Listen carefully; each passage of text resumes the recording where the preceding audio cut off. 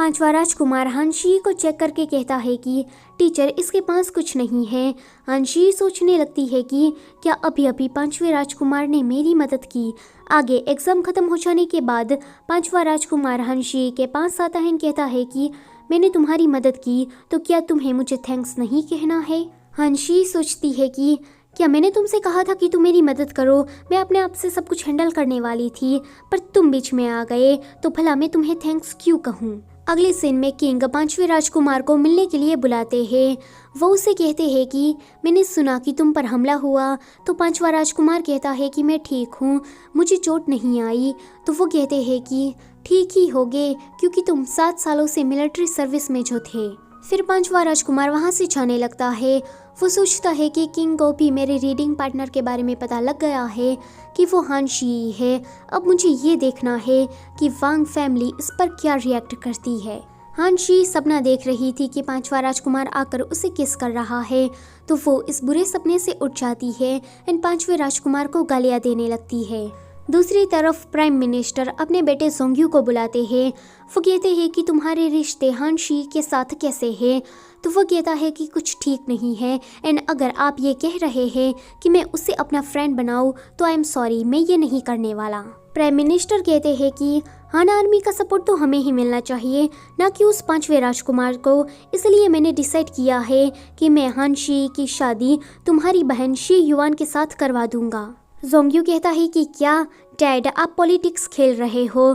तो prime minister कहते हैं कि तुम्हें इसमें मेरी मदद करनी होगी। फिर हमें इंपीरियल कॉलेज का सीन दिखाया जाता है। चालू क्लास में जोंग्यू और उसके 2 चमचे गुआन और मोटू सो रहे थे। ये देखकर शी टीचर के ऊपर पत्थर फेंकती है। टीचर चिल्लाकर कहते हैं कि ये किसने किया। तो शी कहती है कि मैंने देखा, ये गुआन और मोटू ने किया।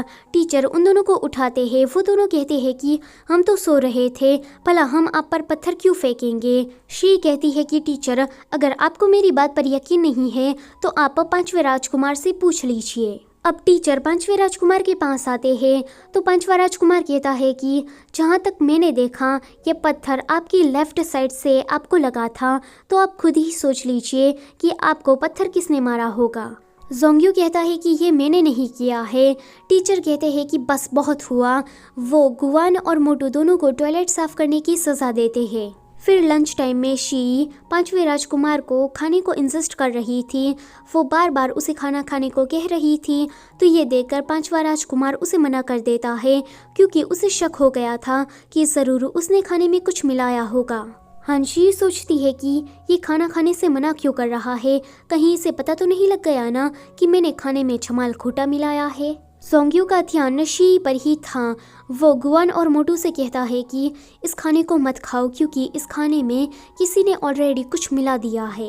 तभी ही वो देखता है कि मोटू और गुआन दोनों को ही पेट में दर्द होना शुरू हो गया है।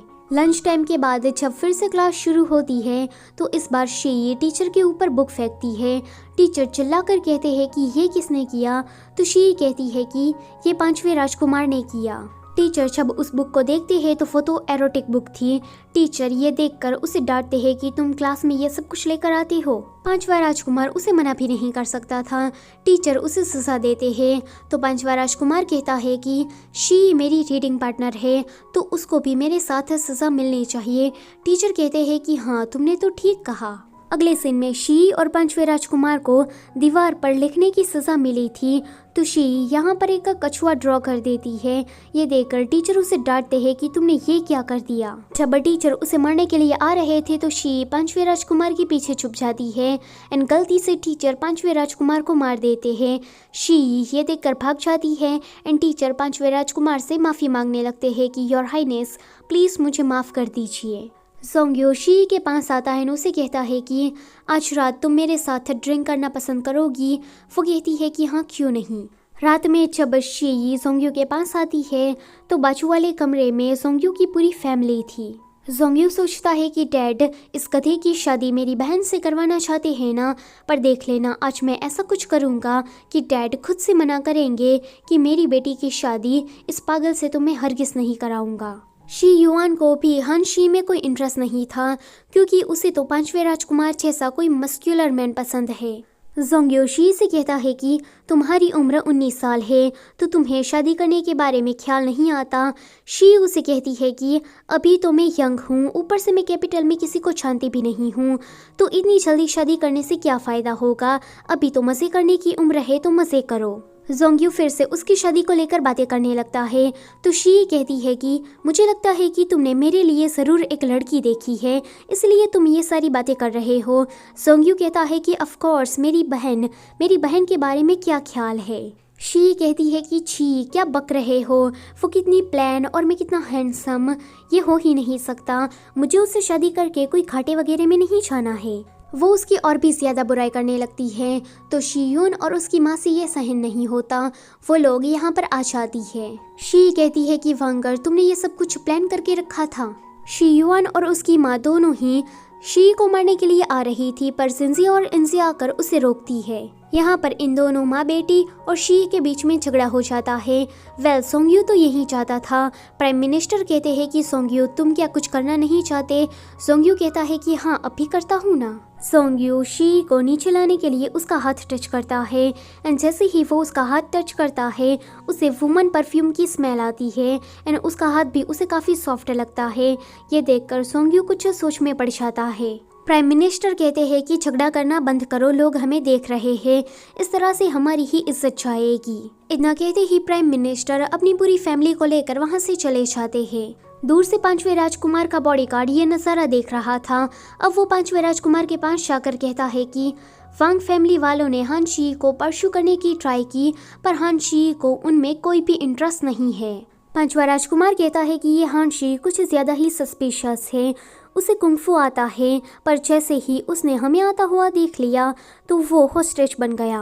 वो पढ़ाई में भी काफ़ी ज़्यादा क्लेवर है पर वो ऐसे जताता है मानो जैसे वो कोई बुद्धू हो एंड वो एक प्ले बॉय की तरह रहता है, पर सच बात तो ये है कि उसे लड़कियों में ज़रा सा भी इंटरेस्ट नहीं है।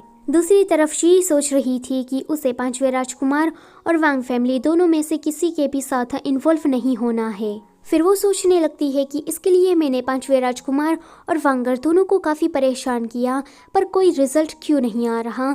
लगता है कि मुझे उन लोगों को कुछ ज़्यादा ही परेशान करना पड़ेगा। अगले दिन शी जब पांचवें राजकुमार के साथ पढ़ने के लिए जाती है तो वो अपने प्लान के मुताबिक उसे परेशान करने लगती है। पांचवा राजकुमार उसे कहता है कि तुम्हें क्या भूख लगी है, तुम्हें क्या मेरे घर में खाना है, तो वो कहती है कि हाँ क्यों नहीं। पांचवा राजकुमार ये सारी बातें इसीलिए कहता है क्योंकि वो शी को ड्रंक कराकर उसकी असलियत जानना चाहता था, पर इतनी सारी ड्रिंक करने के बावजूद शी को नहीं चढ़ती। वो बस नाटक करती है कि उसे चढ़ गई है पर असल में तो उसने पहले से ही एंटीडोट ले लिया था। ऊपर से शी तो इतनी चालाक थी कि उसे ये भी पता लग गया था कि ये पांचवा राजकुमार उसे ड्रंक कराकर उसकी असलियत जानना चाहता है। शी सोचती है कि इस बात का बदला तो मुझे उससे लेना है। अब वो एक लड़की के कमरे में जाकर उससे ज़बरदस्ती करने लगती है। तभी ही वहाँ पर पांचवा राजकुमार आता है। शी उसे देखकर उस लड़की के पास जब जाने की ट्राई करती है तो उसका पैर किसी बॉक्स से टकरा जाता है। इस चक्कर में वो गिर जाती है एंड एक्सीडेंटली इन दोनों के बीच में किस हो जाता है। किस करने के बाद शी भागकर अपने घर पर आ जाती है एंड पांचवें राजकुमार को गालियाँ देने लगती है। वो कहती है कि ये तो मेरा फर्स्ट किस था, उस हड्डी पसली ने मेरा फर्स्ट किस चुरा लिया, मुझे मेरा फर्स्ट किस वापस चाहिए। दूसरी तरफ पांचवें राजकुमार को शी के बारे में कुछ ऐसे सपने आ रहे थे। वो सोचता है कि शी तो एक लड़का है, पता नहीं मैं क्या सोच रहा था, ये सच में काफ़ी ज़्यादा रिडिकुलस है। अगले दिन वो सभी लोग जब कॉलेज आते हैं तो सोंग्यू शी को देख रहा था क्योंकि उसे शक हो गया था कि कहीं ना कहीं ये शी लड़की है। दूसरी तरफ था पांचवा राजकुमार। उसे शी के देखने पर, उसके टच करने पर उसके अंदर फीलिंग्स आ रही थी, उससे वो परेशान था। वो सोचता है कि क्या सच में मैं कोई होमोसेक्सुअल हूँ, क्या मैं लड़कों को पसंद करता हूँ। वो इस चीज़ को कंफर्म करने के लिए बार बार शी को टच कर रहा था।